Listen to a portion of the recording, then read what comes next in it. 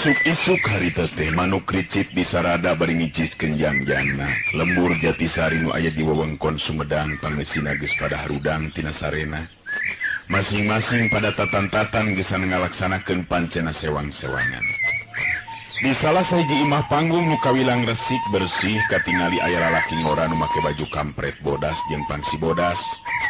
Muntreng ngobrol jeung pamajikanana nu kawilang awewe ngora tur mibanda rupa nu geulis. Jadi Kang Wikarta teh rek ngiring ngaluan pangangkir ti Arminta pupuh lembur teh Kang? Bener ning sih.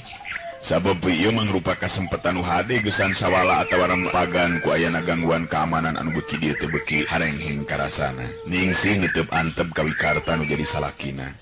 Aya rasa salempang dina batina sabab nu rek disawalakeun di balai pasewakan teh ngeunaan runtuyan kajadian anu tumibak ka lembur-lembur anu paeunteng-eunteng jeung lembur Jatisari. Ari cek abi mah upami teh mah Ki Arminta nyuhunkeun tulung ka Kang Wikarta, omah ulah disanggupan Kang. Sabab beura tanggung jawabna geusan ngajaga keamanan di lemburan teh. Wikarta imut ngandung harti ka pamajikanana. Sikapna tetep tenang nandakeun pribadi anu memang boga kapercayaan kana kaampuhan dirina sorangan. Ningsi, di ieu pilemburan sasatna diri akang nu dianggap bisa jeung mampu ngajaga keamanan. Sabab pikeun ieu lembur, diri akang teh salaku pupuhu hiji paguron silat. Anu tantue kudu bisa nyumbangkeun tanaga jeung pikiran dina mangsana ieu lembur ka ancam bahaya. Wikarta negerakeun eusi hatena kana jadi pamajikan.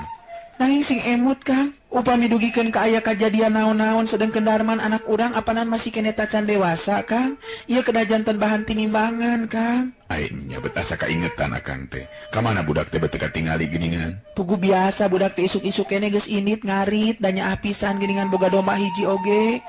Nya kitu eta meningsi. Bisi akang balik rada beurang ulah deupeunnya. Sabab naon rupa anu baris disawalakeun teh kawilang hal anu kacida pentingna. Muga-muga we atuh ulah lila teuing. Kade we Darma ulah sina ka mana-mana deui nya. Cek Wikarta amitan ka Ningsih nu jadi pamajikanana. Nya mangga Kang, kade sing ati-ati Kang. Ningsih neuteub tonggong salakina.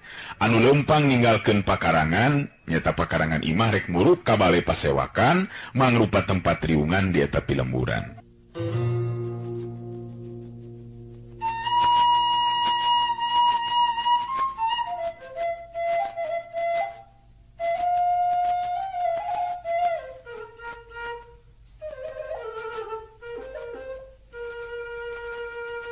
Waktu tepi ka balai pasewakan, kadatangan Wikarta dibagiakeun ku sakabeh nu aya di dinya. Pugu geus pada ngarti yen Wikarta teh mangrupa inohong sok sanajan masih keneh ngora umurna, mangrupa guru silat utama di eta pilemburan di paguron Culabadak. Kawilang hiji-hijina paguron silat nu aya di eta pilemburan. Ki Arminta salaku pupuhu pilemburan harita ngabagiakeun Wikarta tutas aya dina eta riungan. Sanggeusna silih bagiakeun sakumaha mistina, Ki Arminta harita ngamimitian muka babaran lisan. Ka para dulur pangeusi lembur, utamana mah ka saderek Wikarta ngaturkeun nuhun kana kasumpinganana dina waktu ayeuna urang diumung pulung, memang aya nu rek disawalakeun.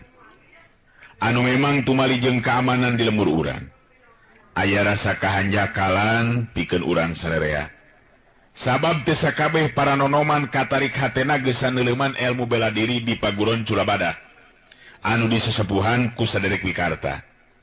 Cacak lamun urang pangpang nama para nonoman mekelan diri ku ilmu bela diri mah tangtu lembur urang teh bakal regreg pageuh tina ancaman para karaman. Reg Ki Arminta eureun heula nyaritana, nyelang muterkeun paneuteupeuna ka sakur nu aya di eta riungan.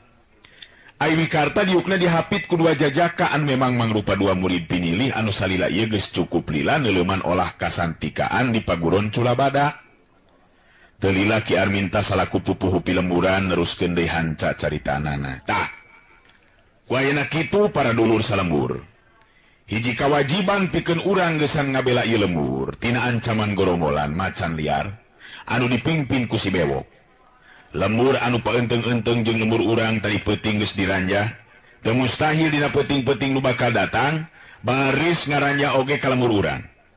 Ku ayeuna kitu urang kudu caringcing pageuh kancing saringset pageuh iket, ulah nepikeun ka talobeh atawa balangah nu akhirna lemur urang jadi korban kaganasan eta gorombolan macan liar. Salah seorang lalaki nu geus aya umuran harita ngacungkeun leungeunna ka luhur bari nyarita.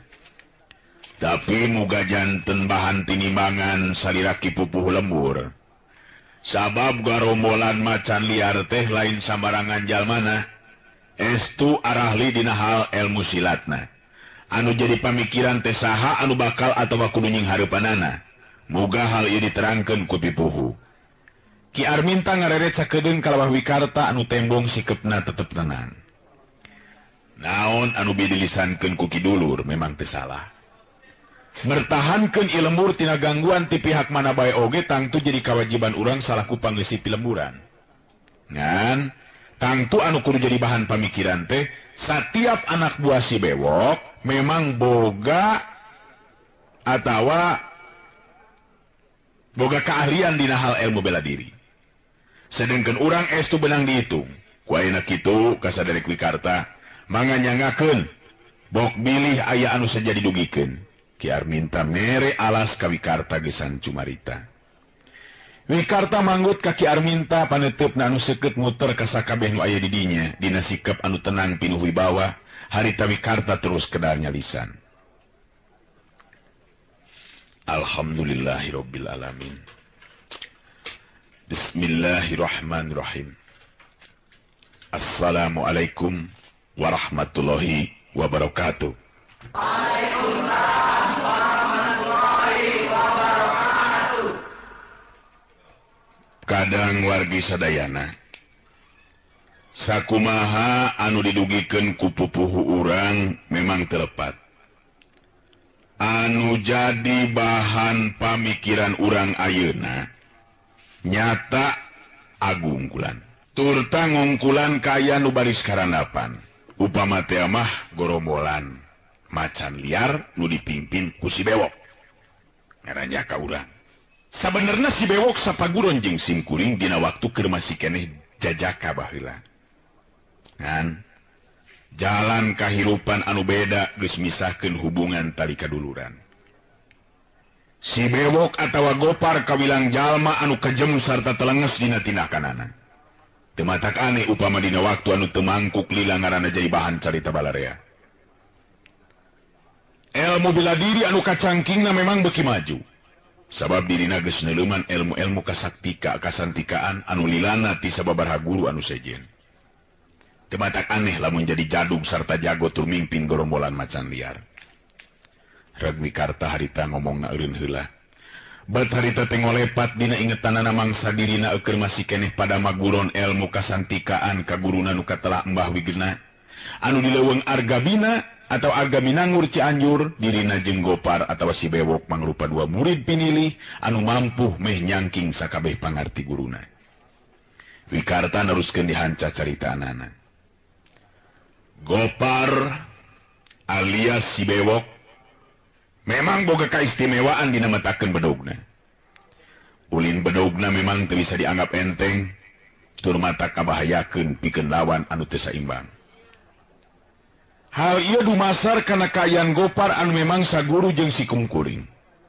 Upama teh mah memang si bewok bakal datang langsung, rupina bae simkuring anu bakal nying hareupanana.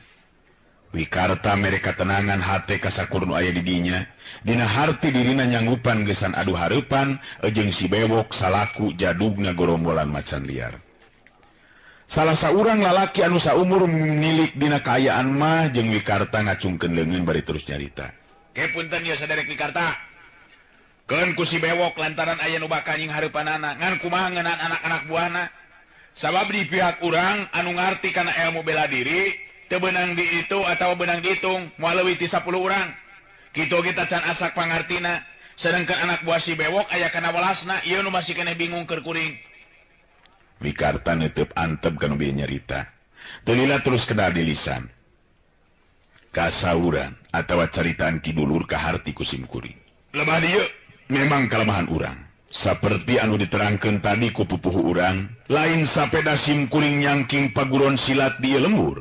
Ngan upama teh mah jumlah anu neuleuman ilmu kasantikaan teh jumlahna loba, tangtu urang waringdang. Tapi sanajan bari jeung kitu urang petakeun tanaga nu aya. Wikarta ngareretkan dua murid pilihan anu diuk pagihapit ku guruna atawa ku dirina.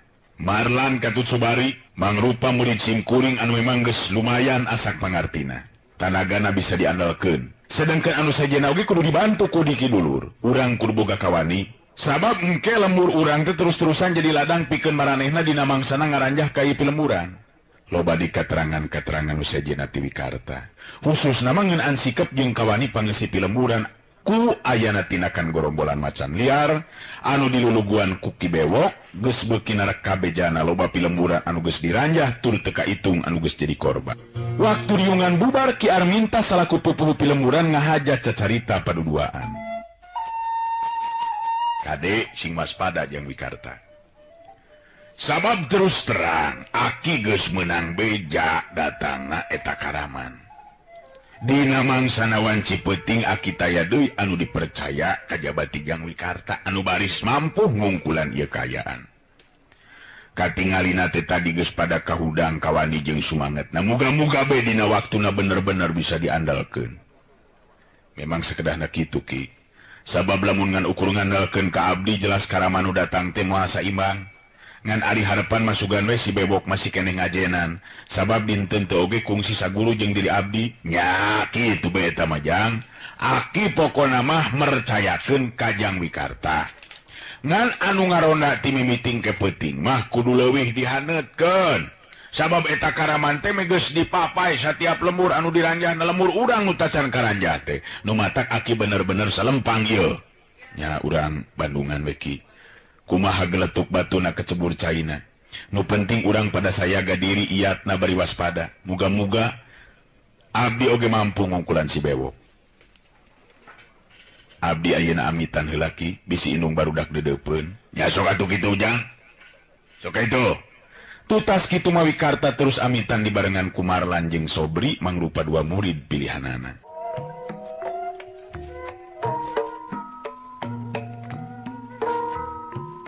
Nyaso atuh ka itu, geus eta mah Jang. Tutas kitu mah Wikarta terus amitan dibarengan ku Marlan jeung Sobri mangrupa dua murid pilihanana. Di lebah pengkolan memeh papisa Wikarta amanat ka dua muridna, kade Marlan ugi Sobri. Lamun teh nya urang kudu nying hareupan kayan tarung patutunggalan jeung pihak Karaman. Modal utama teh nyatana katenangan, sabab ku jalan tenang pikiran naon anu dipiboga ku urang, nyata ilmu bela diri bisa digunakeun sakumaha mistina. Angga Kang diestukeun pisan ku abdi. Temal Marlan jeung Sobri meh bareng, atuh geus kitu mah terus papisahan nguru ka imahna masing-masing. Datang ka imah Wikarta langsung diajakan ngobrol ku Ningsih anu jadi pamajikanana. Kumaha Kang? Hasil tina riungan teh? Ari cek abdi mah urang mah ulah pipilueun kana urusan nu aya patadina jeung ributan Kang. Ningsih bangun salempangeun pisan sigana teh. Kituna teh sanggeus mairan cai kasalakina duaan diuk dina amparan samak nu handapna di amparan lampit da pugu imah panggung. Wikarta narik napas panjang ngareret ka pamajikanana terus neuteup kaburuan imah bangun anu keur nyawang ka tempat anggang. Teulina Wikarta nyarita deui siga ditujukeun ka dirina sorangan. Memang teu gampang geus adu hareupan jeung Gopar, sokomo ayeuna jadi jadugna Karaman. Ngadenge Wikarta nyebutkeun ngaran Gopar Ningsih katingali meuni kerung di barung jeung hate anu keketegan. Ingetanana ngalayang ka waktu ka tukang dina mangsa dirina keur masih keneh parawan, apanan Gopar teh sarua demi kahayang ka dirina. Ngan Wikarta nu mampu merukeun hatena malah kungsi riributan antara Wikarta jeung Gopar mangsa ngarebutkeun cinta dirina. Tapi Wikarta dina waktu harita memang aya dina kaunggulan. Nah, Kang Gopar penak di mana kitu Kang? Cek Ningsih jadi penasaran. Wikarta netep antep ka pamajikanana bari terus ngawalon. Ningsih, Gopar teh si Bewok teh anu ayeuna mimpin atawa sasatna jadi jadugna gerombolan atawa Karaman macan liar. Anu dina waktu-waktu ieu terus ngarampog, tur ngaranjah ka tiap-tiap pilemburan. Malah dina peuting tadi mah anu diranjah teh lembur anu paenteng-enteng jeung urang, nyata nu deukeut pisan ka lembur urang. Beuki ngageter hate Ningsih kaentepan ku rasa sieun, breh teh kacipta deui dedegan Gopar dina mangsa kerja jaka. Memang mibana pangawakan anu juangkung gede simbar dada. ngan aya anu tenarik pikeun hate Ningsih harita sabab sikap pribadina anu tetelangan ukur hayang ngulinkeun janji sarta sikap nas anu sombong nya kitu deui tinakanana anu galak jeung kasar ka sasama. Oh, kutan teh kitu Kang Gopar teh Kang. Atuh kumaha lamun nya nepikeun ka ngaranjah ka lemur urang Kang. Nya eta mah kapaksa akang kudu nying hareupan Ningsih. Sabab terus terang akang teu bisa cicingeun kitu bae ningali ieu lembur diranjah ku para karaman sangeunana. Tapi nanti leuwih hade lamun urang tinggalkeun we ieu lembur teh Kang, urang ngungsi neangan lembur anu jauh tina cangkremanana eta karaman. Ningsih.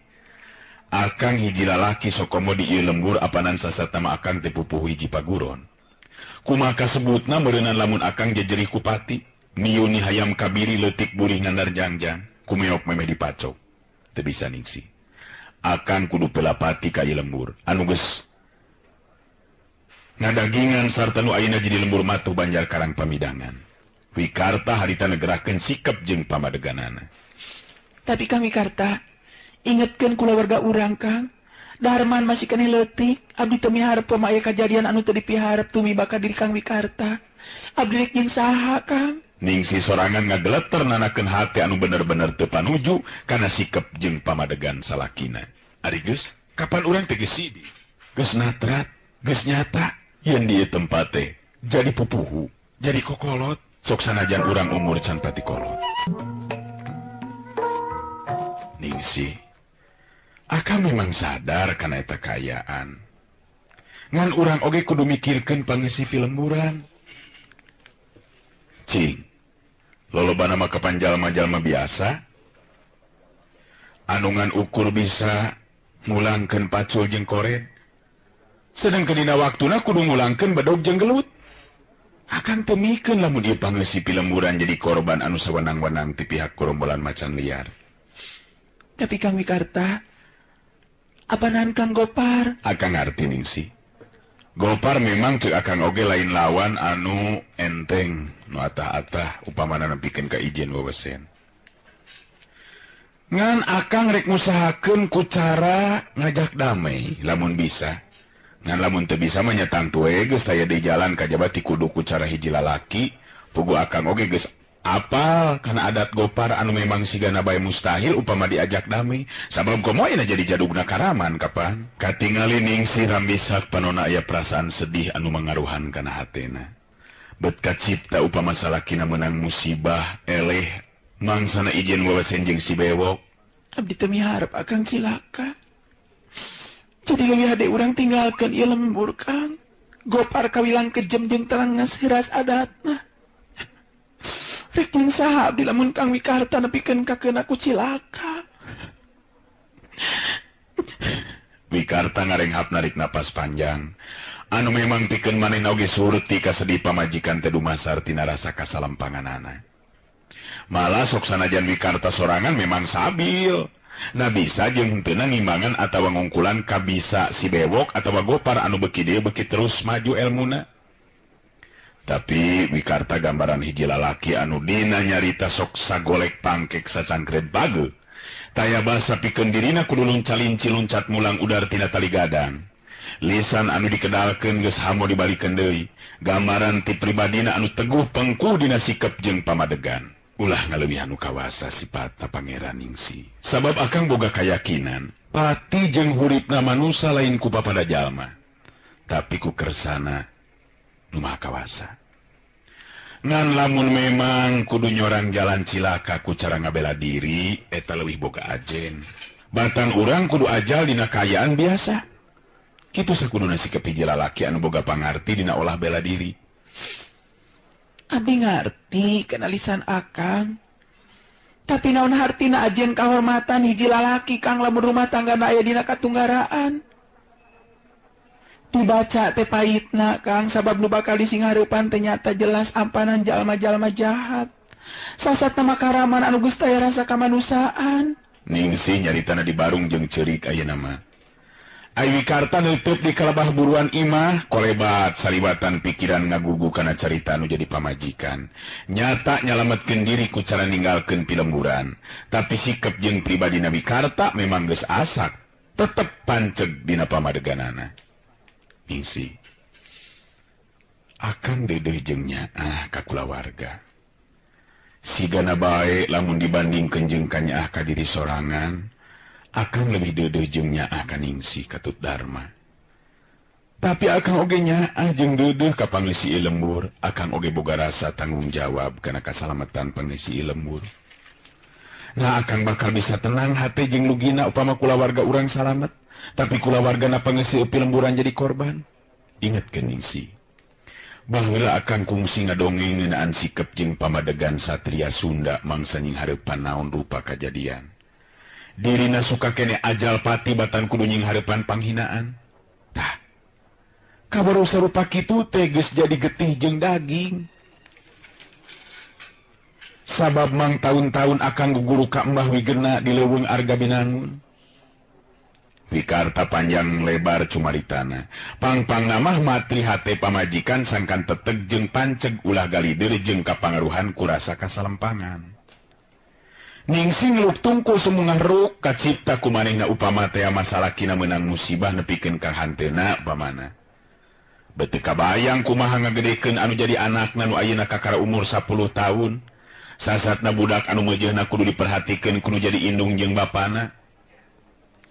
Wikarta ngarenghap tadi narik napas panjang katingali jalan dapur anu ngelutrak hudang horeng Darma geuningan anakna nu kakara balik ngarit.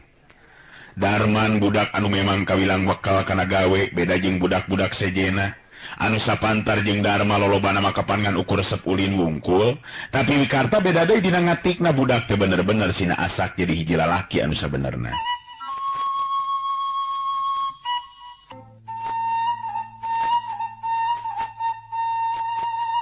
Kadia Darma, diuk tadi dinya tah, emak jeung bapa enak keur ngobrol anu perlu oge dikanyahokeun ku hideep. Nya sok ka dieu gerajang, tadi dia sok diukna tah. Cek Ningsih, nita diuk ka anakna nu harita nyusutan kesang bari netep ka indung jeung bapana terus nyarita. Aya naon kitu mah? Eta geuningan bapa aya deui di dieu, cenah aya riungan teh di bale, Pak. Budak teh harita terus sila diuk milu ngobrol jeung indung bapana. Ai Wikarta neutup antep ka anakna. Tumuwuh rasa reueus jeung bagja dina hatena. Sabab Darma anakna sanajan nya budak keneh tapi teu nembongkeun sikep hiji budak anu ogoan atawa aduan. Salile ieu tacan pernah Darma sok maradukeun jiwana memang geus kalatih dina kaprihatinanana. Darma, bapa geus ngariung tadi malah kumpul sakabeh lalaki pangisi lembur nya kitu dipupuh lembur Ki Arminta. Anu jadi bahan carita taya deui kajaba tingeunaan karaman macan liar anu kiwari beuki mahabu tina kanana. Tah, bapa dipercaya gesan jadi pimpinan mangsa nying hareupan eta karaman. Upama teh dina hiji waktu datang ngaranjah ka lembur urang, Darma kudu nyaho. Harita neuteub Darma teh kanu jadi bapana. Teutupan anu ngandung rasa kareueus lantaran nu jadi bapa leber wawanin, Darma seri leutik ka bapana bari terus nyarita.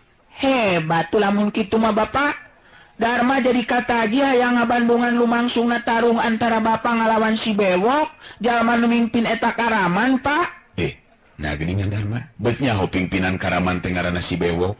Wikarta kaget sabab anakna geus nyahoan ka si Bewok sagala rupa. Pangisi lembur mah taya dinu jadi bahan carita kajabati si Bewok nu cenah mah kajem tur telenges dina tindakanana, Pak. Tapi Bapak wani ngalawananana hebat, Bapak. Budak teh lain salempang tapi kalah kamuji ka bapana gede wawanin. Ningsih ngareret kanu jadi anak bari terus nyarita dumareuda. Darma, lain kalah karesep ngadenge Bapak rek tarung teh tapi kudu salempang kumaha lamun ke Bapak cilaka nu matak mama bieu nyarita ka Bapak hideep teh leuwih hade urang pindah ti lembur. Kitu tah anak king. Darma budak teh kerung bari neuteub seukeut ka indungna, teu lila terus nyarita deui. Kumaha ari emak anu lain oge jago ari kudu kabur mama. Jalma jahat kudu diwara ulah diantepkeun komo ieu rek karuksak lembur atuh. Bapak teh panan lalaki jadi kudu wani. Darma seuri ka bapana. Sedengkeun Wikarta imut tanda suka hatena sabab jelas Darma anakna sanajan budak keneh geus boga rasa teuneung jeung ludeung. Teu sieun teu keueung ngadenge bapa rek tarung. Ningsih anu beuki tagibur hatena satadina mamiharep sangkan anu jadi anak nembongkeun pamulu anu sarua jeung manehna. Anu tangtuna saeutik gedena mawa pangaruh pikeun Wikarta mangsa ngaroba sikepna. Darma anak emak, si Bewok teh jelema anu ngabahayakeun jeung geus loba anu jadi korban katalengesan jeung kakejemanana. Nanti salempang lamun Bapak hidup nepikeun ka cilaka. Nanti sieun lamun Bapak hidup nepikeun ka Elijah Jaten. Ya Allah.